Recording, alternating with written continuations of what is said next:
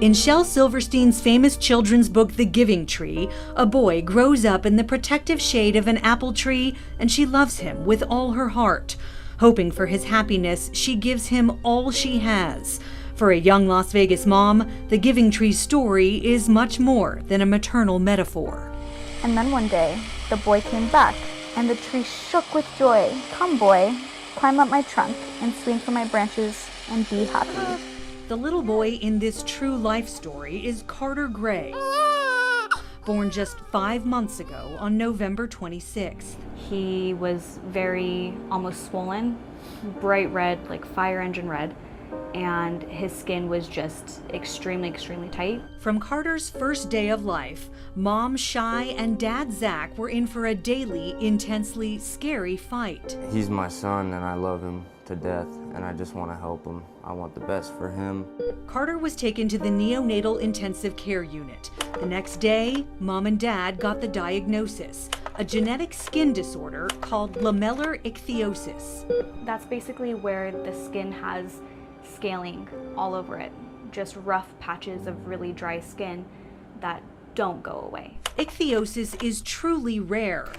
According to the National Institutes of Health, it affects only 1 person in 100,000. Oh my goodness, I love that smile. And Contact 13 learned there are no certified pediatric dermatologists in Nevada or any specialists who can help. It's hard because nobody really knows anything about it. The family has hit almost nothing but brick walls in the medical community, so for now, the best defense has been an industrial-sized vat of coconut oil, which they apply to baby Carter 8 times a day from head to toe. But the coconut oil makes such a big difference. For Carter's mom, the worry is as constant as the work. So like the apple tree in the children's story, she gives her son everything she's got. We do know that we need to continuously make sure that he is a good temperature because he can't sweat, constantly checking his body for any open sores just from his skin stretching and peeling and making sure that he doesn't develop any infections. If he does, it could be deadly for this fragile little boy.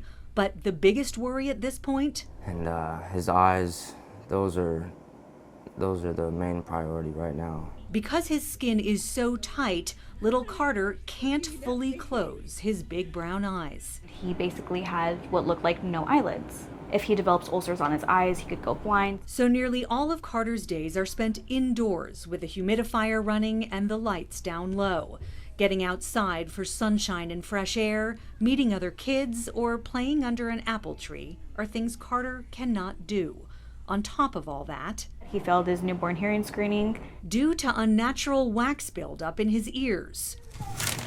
Through their own research and help from a holistic provider, they've put together a daily routine. I know it's hot in here. I'm gonna have to turn the air down more. Doing their best to keep Carter comfortable. 2-hour-long oatmeal baths with coconut oil, followed by Cetaphil baby lotion from head to toe, then a light layer of Aquaphor around his eyes and Genteel gel in his eyes. There you go. Until they can find more answers, they fight fear and live with questions about the future. He can move his leg, but when he moves his ankle, there's just so much tension because the skin is so tight that we don't know how it'll affect his walking when he's older. He would climb up her trunk. While their fears are real, they have hope and faith. And like that generous arbor from the Giving Tree, Mom and Dad don't want to let Carter down. And the tree was happy. The end. Ichthyosis cannot be cured. We're working to help the family find a specialist out of state who can treat the signs and symptoms, and they may be heading to Utah soon for surgery that could help Carter close his eyes. May is Ichthyosis Awareness Month, and a national support group will be meeting right here in Las Vegas in September.